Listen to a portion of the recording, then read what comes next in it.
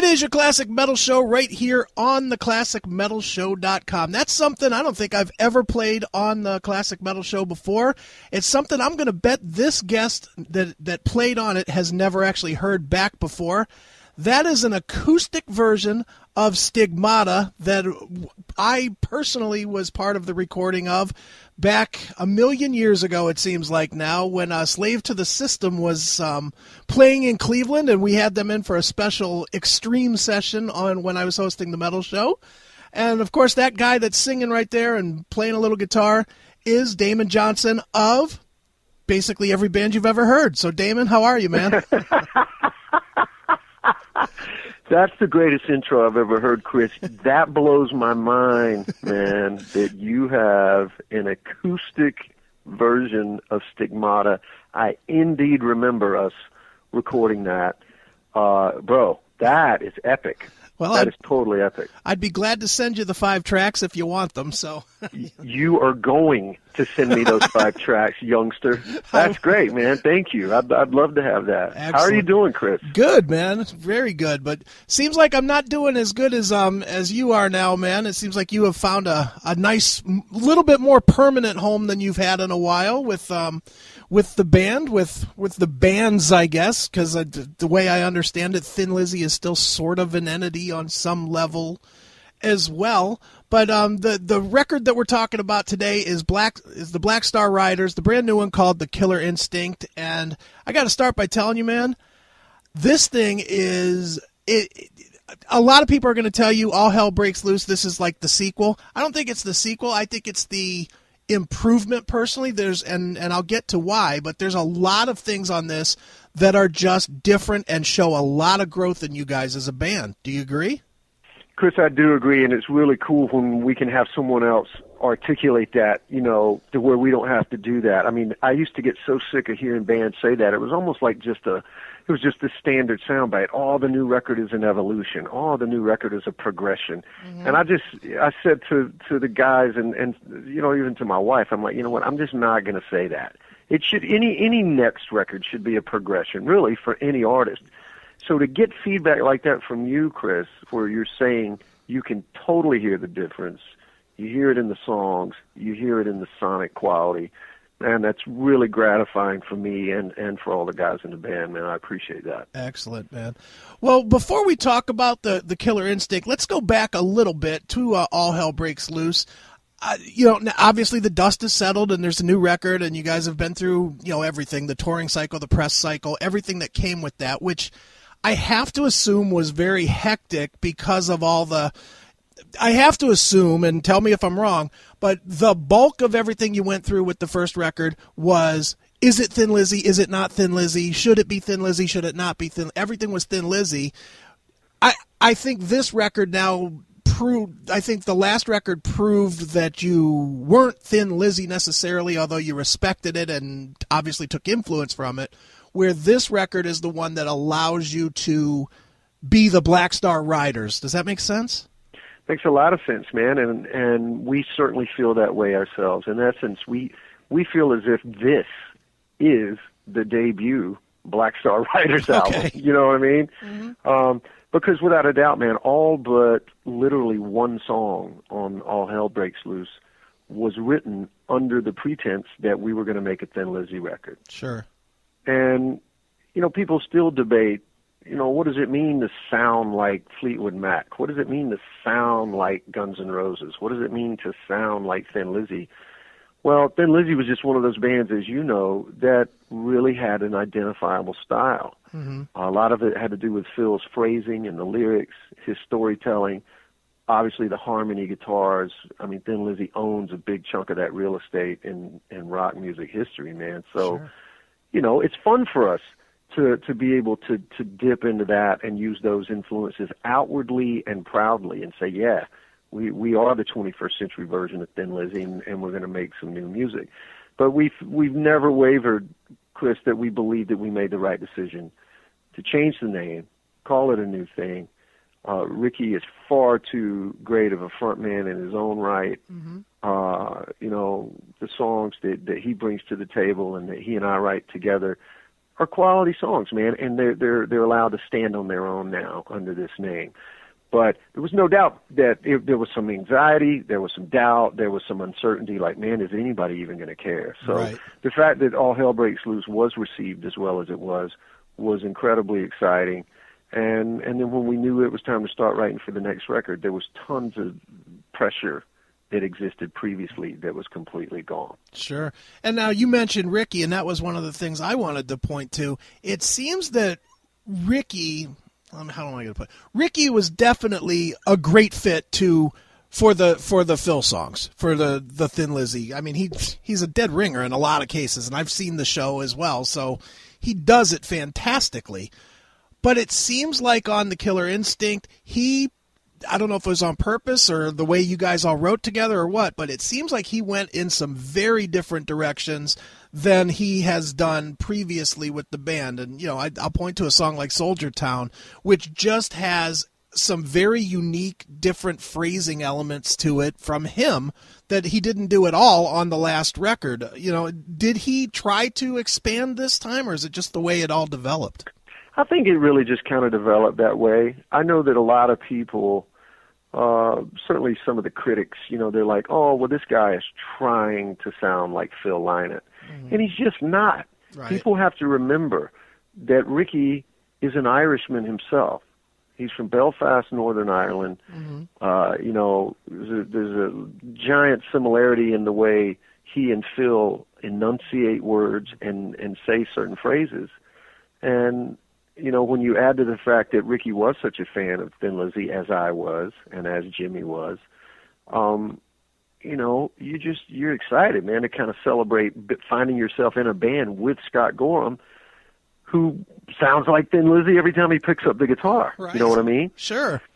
So I just find it interesting that, we're getting some reviews already that people are like, oh, the guy's just trying so hard to sound like Phil. No. He's trying really hard to be the best Ricky Warwick he can possibly be. Sure. And, the fact that the Thin Lizzy faithful have embraced it like they have and been so accepting of Black Star Riders, I think that's really all the proof you need. That Ricky is not only on the right track and the band's on the right track, but that it is indeed something special. Sure. Because I don't know of any other guy that could have ever stepped into the shoes that Ricky did. And they're definitely big shoes, to say the least. Now, you guys also, you had a member change from then till now. You got Robbie Crane, who's a veteran, obviously a veteran player and a solid player that's joined the band with Marco Mendoza leaving. Talk a little bit about what Robbie brings to the table, both in the studio or live or both.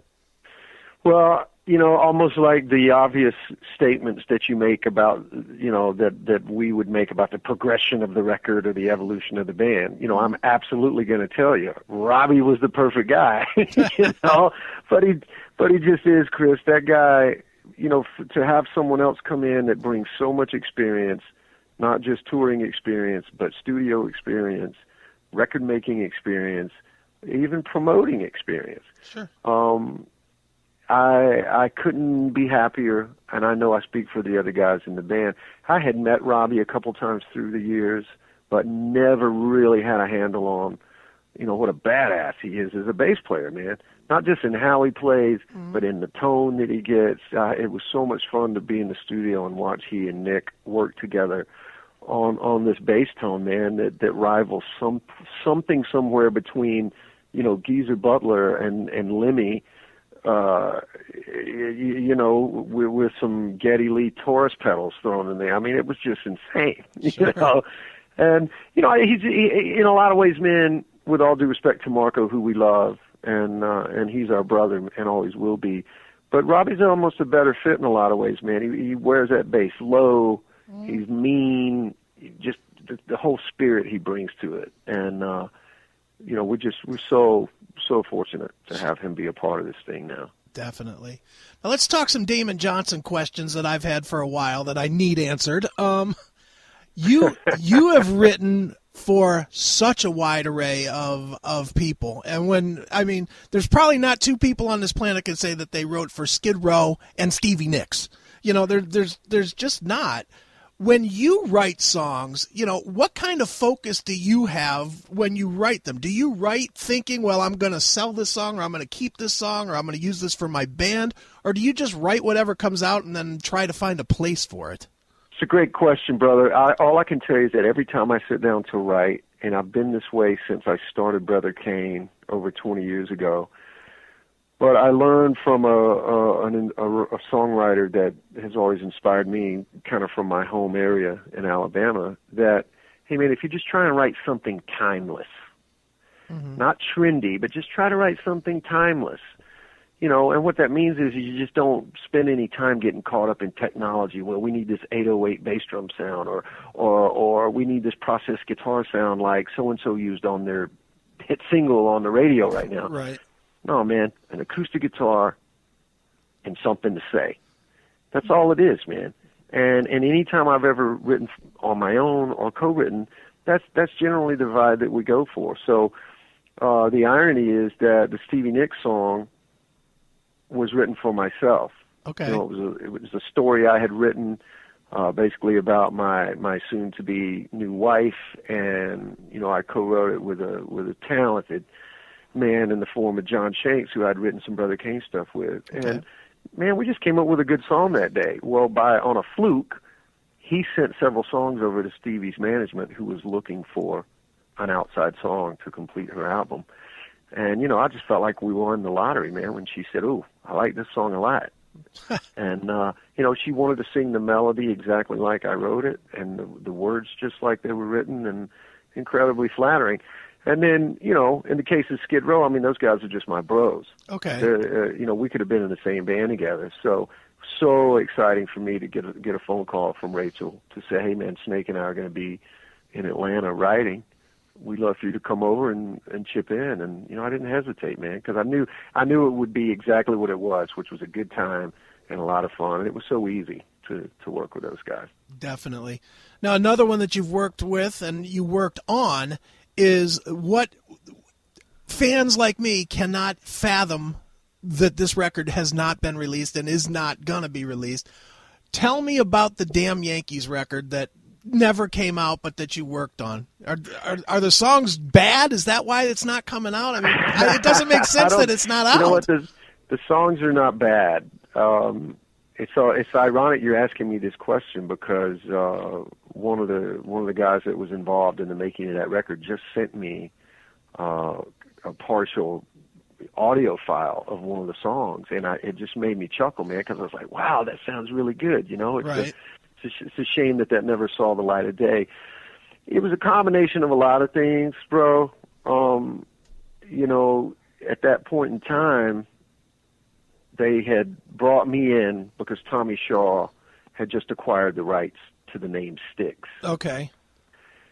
So it was imperative for he and J.Y. Young, as kind of the owners of that trademark, to get the band out on the road and start to fire it up. So Tommy gave the other guys his blessing, okay, to bring someone else in, and John Kolodner, the famous A&R guy that he is, was involved with that as well. And so John just happened to have a batch of my songs sitting on his desk, and he played them for Jack one day, and Jack knew who Brother Kane was familiar with some of my other songs, and that's how I got involved. It was a slam dunk with Ted, because Ted Nugent is one of the biggest Brother Kane fans on the planet. Sure. We had done 2 or 3 different runs of dates with Ted, and he has always been an outspoken supporter Sure. of my band and my songwriting, which is a huge honor.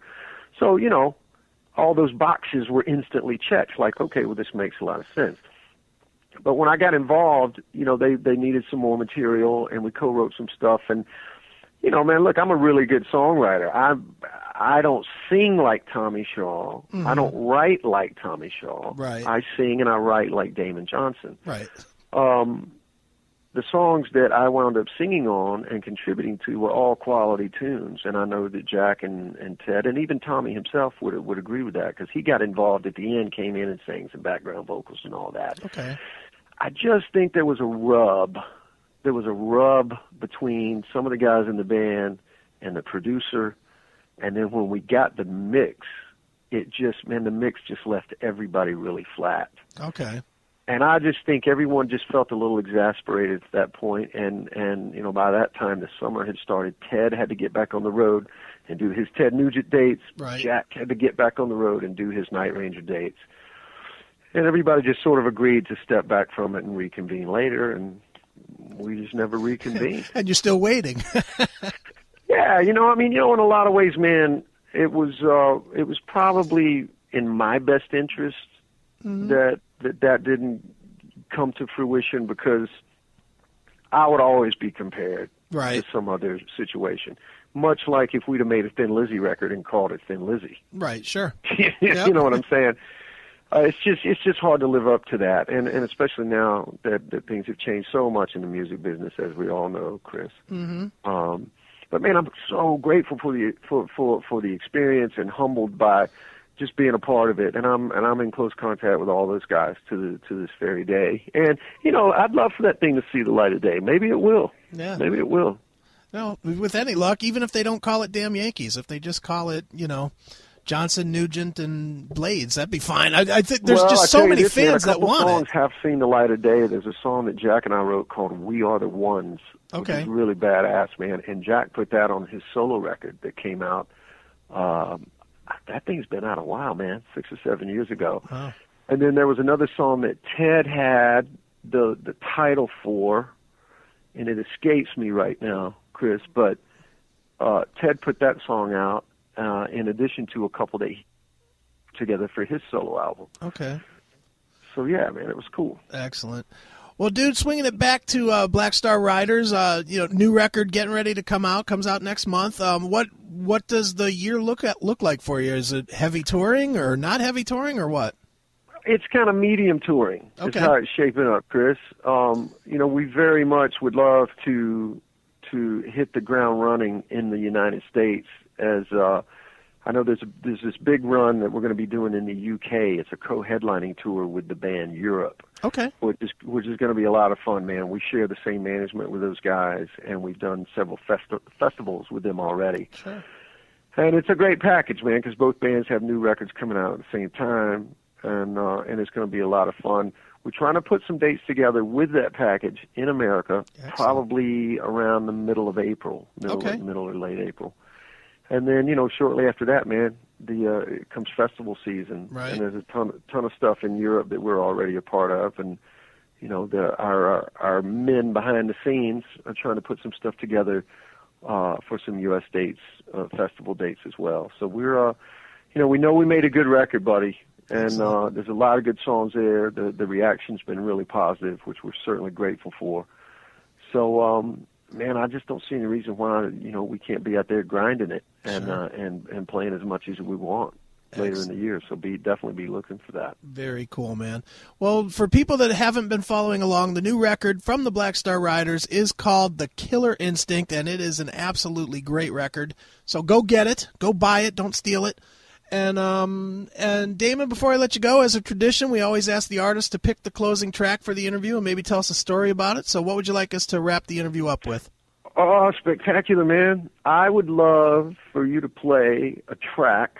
It's essentially the last track on the album. It's called You Little Liar. Okay. This song evolved from kind of a 3-minute Aerosmith Toys in the Attic kind of track to this stoner anthem that every one of us are really proud of, man. And I think, again, so much of our new brother, Nick Raskulinix, he brought a lot to the table in the arrangement of the song. And it's just a special track, man. It features a lot of great guitar stuff between Scott Gorham and myself. And I think it's a good track to go out on, Chris. Thanks for letting me pick one. Sure. Well, let's hear it right now. It is You Little Liar. It's brand new. Black Star Riders right here on your Classic Metal Show.